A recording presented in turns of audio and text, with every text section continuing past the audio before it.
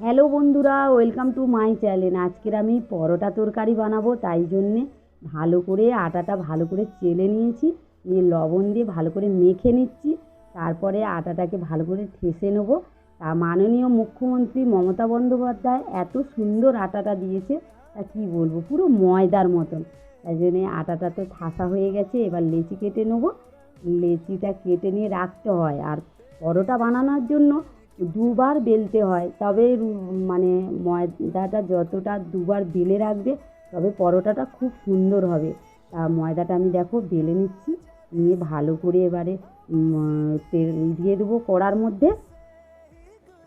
মধ্যে তেল দিয়ে দিয়েছি, দিয়ে এবারে ময়দাটা দিয়ে দেবো ভালো করে তেলের মধ্যে দিয়ে। এবার ভালো করে লাল লাল করে ভেজে নিতে হবে। যত একটু বেশি তেল দিবে তখন মানে ময়দাটা ফুললে তখন ভালো হবে পরোটাটা। তাই জন্যে লাল লাল করে ভালো করে ভেজে নিয়েছি।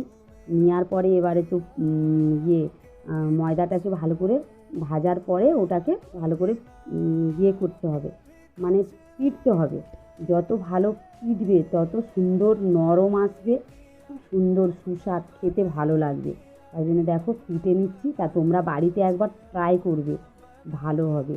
তা পেটা তো হয়ে গেছে, পেটা হয়ে যেতে এবার হাঁড়ির মধ্যে রেখে দেবো। রেখে দিয়েছি, দিয়ে এবারে আলুর যে তরকারিটা বানানোর জন্য উনুনে কড়া বসিয়ে দিয়েছি। তার মধ্যে শুকনো লঙ্কা, তেজপাতা দিয়ে পেঁয়াজ, একটু গ্রেভি বানিয়ে নিতে হবে। গ্রেভিটা বানিয়ে নিচ্ছি, নিয়ে এবার আলু ওর মধ্যে দিয়ে দেব। আলুটা দিয়ে ভালো করে খুব সুন্দর করে কষা কষা, আলুর তরকারি পরোটার মধ্যে একটু কষা কষা হলে ভালো লাগবে, বেশি ঝোল রাখলে ভালো লাগে না। তাই জন্যে আলুটা ভালো করে কষে ওর মধ্যে জল দিয়ে দেবো। জল দিয়ে 5 মিনিটের মতন ফুটিয়ে নেবো। তা আমার আলুর তরকারিটা তো হয়ে গেছে।